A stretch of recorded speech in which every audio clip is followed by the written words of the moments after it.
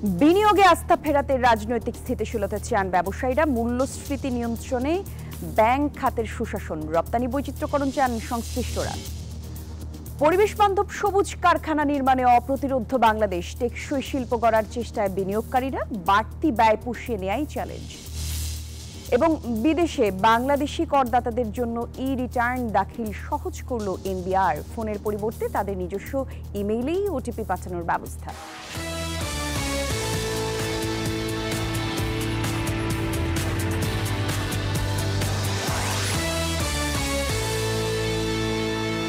দর্শক, আমন্ত্রণ সবাইকে ব্যবসা বাণিজ্য আর অর্থনীতির সবশেষ খবর নিয়ে নিউজ 24 এর নিয়মিত আয়োজন পূবালী ব্যাংক পিএলসি বিজনেস টাইমে আপনাদের সঙ্গে আমি জান্নাতুল কুলি আছি। শিরোনামগুলো দেখছিলেন। সংকটময় পরিস্থিতি পার করছে দেশের অর্থনীতি। উচ্চ সুদের হার, বিনিয়োগের স্থবিরতা, বেকারত্ব, উচ্চ মূল্যস্ফীতি, রপ্তানি রাজস্বে মন্দাবস্থা আর রাজনৈতিক অনিশ্চয়তা অস্বস্তিতে রেখেছে অর্থনীতিকে। এমন বাস্তবতায় বিনিয়োগের আস্থা ফেরাতে রাজনৈতিক স্থিতিশীলতা চান ব্যবসায়ীরা। অর্থনীতি বিশ্লেষকরা বলছেন, মূল্যস্ফীতি নিয়ন্ত্রণ, ব্যাংক খাতের সুশাসন, রপ্তানি বৈচিত্র্যকরণ এবং এলডিসি গ্র্যাজুয়েশন পরবর্তী চ্যালেঞ্জ মোকাবেলা করতে না পারলে অর্থনীতি দীর্ঘমেয়াদে ঝুঁকি বাড়বে। আর এ বিষয়ে আরও বিস্তারিত জানাচ্ছেন সহকর্মী রিয়াদ সুমন। খাদের কিনারা থেকে ফিরে দেশের অর্থনীতিতে উকি দিচ্ছে কিছুটা আশার আলো। রপ্তানি ও প্রবাসী আয়ে গতি ফিরেছে। মূল্যস্ফীতি এক অঙ্কের ঘরে নামলেও তা এখনো কাঙ্ক্ষিত মাত্রার অনেক উপরে। ব্যাংক ঋণের উচ্চ সুদহার আর রাজনৈতিক অস্থিরতায় ভুগছেন বেসরকারি খাতের উদ্যোক্তারা। যে আমরা তৈরি পোশাক শিল্প বলেন বা আমাদের যে কমোডিটিজ আইটেমগুলোর যে একটা কমন আমাদের প্রফিট মার্জিন, সেটা হলো সিঙ্গেল ডিজিটে আমরা আছি। এখন আমাদের লোন নিতে হচ্ছে আপনার ডাবল ডিজিটে, 13, 14, 15%। এতে তো আসলে আমাদের যে একটা স্প্রেডটা এত বেশি বেড়ে গিয়েছে, যার কারণে আসলে ব্যবসায়ীরা কোনোভাবে তাল মিলাতে পারছে না। সরকারের পর্যবেক্ষণে উঠে এসেছে অর্থনীতির দুর্বলতার চিত্র। পরিকল্পনা কমিশনের সাধারণ অর্থনীতি বিভাগের অক্টোবর মাসের ইকোনমিক আপডেট বলছে, বেসরকারি খাতে ঋণ প্রবৃদ্ধি কমে যাওয়া, উচ্চ সুদহারের কারণে বাড়ছে না বিনিয়োগ, কমছে কর্মসংস্থান ও উৎপাদন। সব মিলে খুব একটা গতি ফিরছে না অর্থনীতিতে। ব্যবসায়ীরা বলছেন, এসব সংকট নেতিবাচক প্রভাব ফেলছে ব্যবসা বাণিজ্যে। গত 2 বছরে আমাদের অনেক ইন্ডাস্ট্রিও কিন্তু বন্ধ হয়ে গেছে, কারণ তারা এই প্রচলিত ব্যবসায়িক ধারাবাহিকতায় তারা তাল মিলাতে পারছে না। এই ধরনের চিন্তা করতে হবে যে আমরা বিলগুলো কিভাবে পরিচালনা করে আমরা যে ব্যাংকের টাকা লোন নিয়েছি আগে, সেই টাকাটা আমি পরিশোধ করতে পারি। এর জন্য আমার দরকার হয়েছে আমাকে বিদেশি বিনিয়োগকারী আনতে হবে। ব্যবসায়ী ও অর্থনীতিবিদরা বলছেন, দেশের রাজনীতিতে এখনো স্থিতিশীলতা ফেরেনি। জাতীয় নির্বাচন হওয়া নিয়েও রয়েছে শঙ্কা, যা বিনিয়োগের পথে বড় বাধা। সুন্দর রাজনৈতিক পরিবেশে যদি আমরা উত্তরিত হতে পারি, সেটার জন্য আমরা আশাবাদী, তাহলে হয়তো নতুন নতুন ইনভেস্টমেন্ট আসবে, কর্মসংস্থান বাড়বে। তো বিনিয়োগের ক্ষেত্রে সবচেয়ে বড় প্রয়োজন আমার এই মুহূর্তে যে সঠিক সময়ে ইন্টারিম গভর্নমেন্ট যে নির্বাচনের যে সময় ধার্য করেছে ফেব্রুয়ারি, দ্রুততম মানে ব্যবস্থা নেওয়া, যে ফেব্রুয়ারির মধ্যেই আমরা মানুষের নির্বাচিত সরকারের কাছে যেতে পারি, যেটা ছাড়া বিনিয়োগকারীর আস্থা ফেরত আসবে না। ব্যবসা বাণিজ্য এবং বিনিয়োগের ক্ষেত্রে সংস্কার, জ্বালানি নিরাপত্তা এবং নতুন নতুন বৈদেশিক শ্রমবাজার সম্প্রসারণের তাগিদ দেন অর্থনীতি বিশ্লেষকরা। রিয়াদ সুমন, নিউজ 24, ঢাকা। পরিবেশ বান্ধব সবুজ কারখানা নির্মাণে অপ্রতিরোধ্য গতিতে এগিয়ে যাচ্ছে বাংলাদেশ। আর এই যাত্রায় 2025 সালে নতুন করে 36টি কারখানা পেয়েছে সবুজ কারখানা স্বীকৃতির লিড সার্টিফিকেট। উদ্যোক্তারা বলছেন, টেকসই শিল্প গড়তে প্রতিনিয়ত বিনিয়োগ করছেন তারা। তবে পণ্যের দাম নিয়ে ক্রেতাদের গড়িমসির কারণে বাড়তি ব্যয় পুষিয়ে নিতে চ্যালেঞ্জের মুখে পড়তে হচ্ছে তাদের। বিস্তারিত জানাচ্ছেন মরিয়ম আজিজ মৌরি।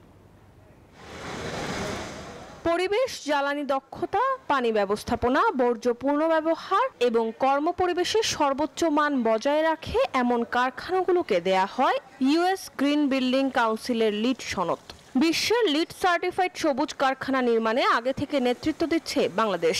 সে তালিকায় চলতি বছর যুক্ত হলো আরও 36টি কারখানা, যা কোনো একক বছরে সর্বাধিক। এর আগে 2022 সালে সর্বোচ্চ 30টি কারখানা এই সনদ অর্জন করেছিল। পরিবেশ বান্ধব কারখানাটা এখন জনপ্রিয় এবং একই সাথে এটা একটা রিকোয়ারমেন্ট হয়ে উঠছে আস্তে আস্তে করে। ভবিষ্যতে এটা অনেক স্ট্রিক্ট রিকোয়ারমেন্টে যাবে। আর এই পরিবেশ বান্ধব কারখানাগুলোর কিছু মাপকাঠি থাকে, যদি আপনি ওগুলো পার করতে পারেন তখন আসলে কিছু সার্টিফিকেশন দেওয়া হয়। ওই সার্টিফিকেশনের একটা নাম হচ্ছে LEED, লিড সার্টিফাইড।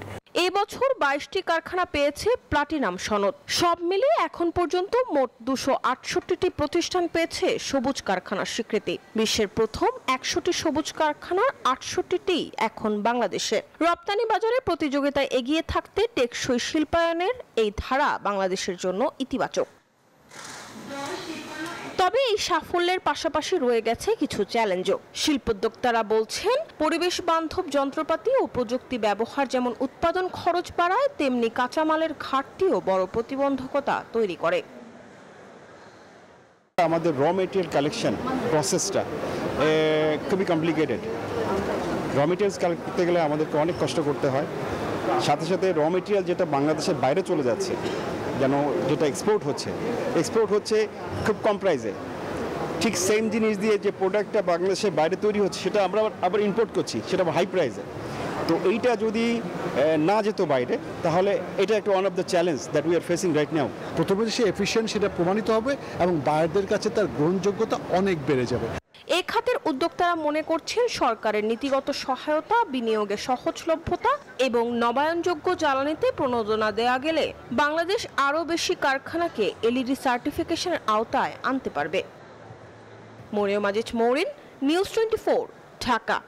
দেশের বাজারে স্বর্ণের টানা 8 দফা দাম বাড়ার পর অবশেষে স্বর্ণের দাম কমানো হয়েছে। এবার ভরিতে 8,386 টাকা কমিয়ে 22 ক্যারেটের এক ভরি স্বর্ণের দাম হয়েছে 2,08,996 টাকা। আর এটা নির্ধারণ করেছে বাংলাদেশ জুয়েলার্স অ্যাসোসিয়েশন বাজুস। গতকাল রাতে এক বিজ্ঞপ্তিতে এই তথ্য জানিয়েছে বাজুস। আর আজ থেকে নতুন এই দাম কার্যকর করা হবে। বিজ্ঞপ্তিতে বলা হয়, স্থানীয় বাজারে তেজাবি স্বর্ণের দাম কমেছে, আর তাই সার্বিক পরিস্থিতি বিবেচনা করে স্বর্ণের নতুন দাম নির্ধারণ করা হয়েছে। নতুন দর অনুযায়ী দেশের বাজারে প্রতি ভরি 22 ক্যারেটের স্বর্ণের দাম পড়বে 2,08,996 টাকা।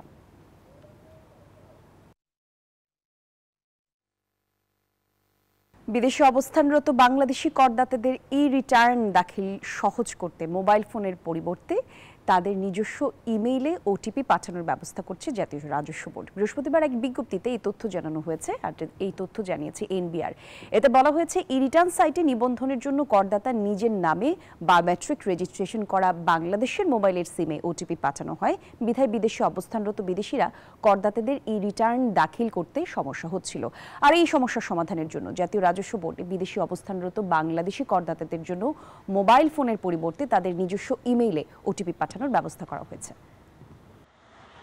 মূল্যসূচকের উত্থানে চলতি সপ্তাহে লেনদেন শেষ হয়েছে ঢাকা ও চট্টগ্রামের পুঁজিবাজারে। পাশাপাশি উভয় বাজারেই টাকার অঙ্কে লেনদেনও বেড়েছে। বৃহস্পতিবার সপ্তাহের শেষ কার্যদিবসে ডিএসইতে সবকটি সূচকের মান বেড়েছে। প্রধান সূচক DSEX 55 পয়েন্ট বেড়ে অবস্থান নেয় 5,149 পয়েন্টে। সূচকের পাশাপাশি এই দিন ডিএসইতে লেনদেন 113 কোটি টাকা বেড়েছে। এছাড়াও হাতবদল হয়েছে শেয়ার এবং মিউচুয়াল ফান্ড ইউনিটের মধ্যে দাম বেড়েছে 249টির, কমেছে 80টির। একই সাথে অপরিবর্তিত রয়েছে 64টি কোম্পানির শেয়ারের দাম। অন্যদিকে দেশের অপর পুঁজিবাজার সিএসইতে সার্বিক সূচক CASPI 124 পয়েন্ট বেড়েছে, আর লেনদেন 3.5 কোটি টাকা বেড়েছে। দেশের শীর্ষস্থানীয় শিল্প গ্রুপ আরএফএল পার্টিকেল বোর্ড উৎপাদন এবং বিপণন খাতে নতুন ব্র্যান্ড প্লাইমেক্স নিয়ে আনুষ্ঠানিকভাবে যাত্রা শুরু করেছে। বৃহস্পতিবার রাজধানীর একটি হোটেলে আয়োজিত এক অনুষ্ঠানে আরএফএল গ্রুপের ব্যবস্থাপনা পরিচালক RN পাল নতুন ব্র্যান্ডটির মোড়ক উন্মোচন করেন। অনুষ্ঠানে আরএফএল গ্রুপের প্রধান বিপণন কর্মকর্তা মোহাম্মদ আল্লামা মুর্শিদ মুনিম, প্লাইমেক্স পার্টিকেল বোর্ডের প্রধান পরিচালনা কর্মকর্তা মোহাম্মদ মেহেদি হাসান এবং বঙ্গ বিল্ডিং ম্যাটেরিয়ালস লিমিটেডের head of marketing Shafiq Shahin সহ আরো অনেকেই উপস্থিত ছিলেন।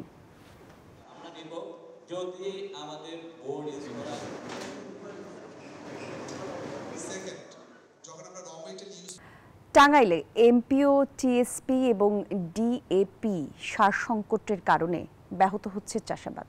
আসন্ন বড় মৌসুম এবং সরিষা আবাদ নিয়ে সংকটে পড়েছেন কৃষকরা। তাদের অভিযোগ, সরকারি প্রণোদনার পাশাপাশি বাজারে পর্যাপ্ত সার না পেলে ক্ষতিগ্রস্ত হবেন তারা। তবে সারের সংকট নেই এমনটা জানিয়েছে কৃষি বিভাগ। তারা বলছে, বাড়তি দামে সার বিক্রি করলে আইনি ব্যবস্থাও নেওয়া হবে। বিস্তারিত থাকছে ডেস্ক রিপোর্টে।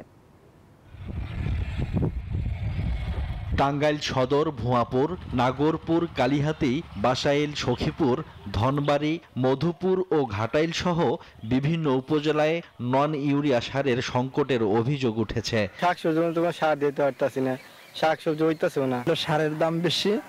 এইদিকে আমরা যে জিনিসটা বিক্রি করি ওই জিনিসটার দামই কম।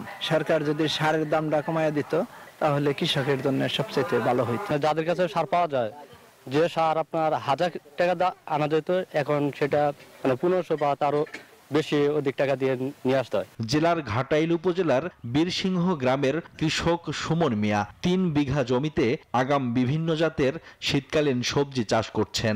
এলাকায় সার না পেয়ে পার্শ্ববর্তী উপজেলা থেকে বস্তা প্রতি 500 টাকা বেশিতে সার কিনতে হয়েছে তাকে। সময় মতো সার না পাওয়ায় ব্যাহত হচ্ছে মৌসুমী চাষাবাদ। এতে ফলন কমে যাওয়ার আশঙ্কায় তিনি। পাশের এক দোকান আছে বলে সেগুলো সার রেখে বহুত কিছু বেশি দামি আনছে। সার আছে 1200 টাকা, আনছি 500 টাকা দাম। বলে সার পাওয়া যায় না, আসতেছে এই মাসে ওই মাসের সামনে আসবো পাওয়াই। আসলে দাম বেশি পাই, লাগে 2 বস্তা দেয় 1 বস্তা। টাঙ্গাইলে সারের সংকট নেই বলে দাবি বিএডিসির এই কর্মকর্তার। নিয়মিত রিপোর্ট করতেছি, তারা মনিটরিং করতেছে। এখন পর্যন্ত তো টাঙ্গাইলে আলহামদুলিল্লাহ কোনো সংকট নেই। তবে বেশি দামে সার বিক্রি করা হলে ব্যবস্থা নেয়ার আশ্বাস কৃষি বিভাগের। এখন পর্যন্ত কোনো কৃষক বলেনি সারের সংকট আছে। যদি এ ধরনের কখনো হয় তখন আমরা জেলা কমিটি আছে, উপজেলা কমিটি আছে, আমরা তখন সেভাবে ব্যবস্থা করব। সার সংকট মোকাবিলা সহ সার সিন্ডিকেটের বিরুদ্ধে দ্রুত ব্যবস্থা নেয়ার দাবি কৃষকের। Desk report, news 24। মার্কিন বৈদ্যুতিক গাড়ি নির্মাতার প্রতিষ্ঠান টেসলার মুনাফা উল্লেখযোগ্য হারে কমেছে। যদিও প্রতিষ্ঠানটি রেকর্ড পরিমাণ আয় করেছে। চলতি অর্থবছরের তৃতীয় প্রান্তিকে টেসলার আয় 12% বেড়ে $28 বিলিয়ন পৌঁছেছে। তবে একই সময়ে প্রতিষ্ঠানটির মুনাফা কমেছে 37%। মূলত শুল্ক এবং গবেষণা খাতে বাড়তি ব্যয়ের কারণে এই মুনাফা কমেছে, এমনটা জানিয়েছে প্রতিষ্ঠানটি। আর এই খবর প্রকাশের পর টেসলার শেয়ারের দামেও পতন দেখা দিয়েছে।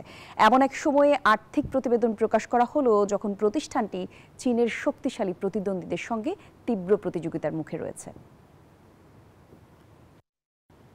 আর এই ছিল পূবালী ব্যাংক পিএলসি বিজনেস টাইমের আপডেট। এতক্ষণ সঙ্গে ছিলেন যারা, ধন্যবাদ সবাইকে।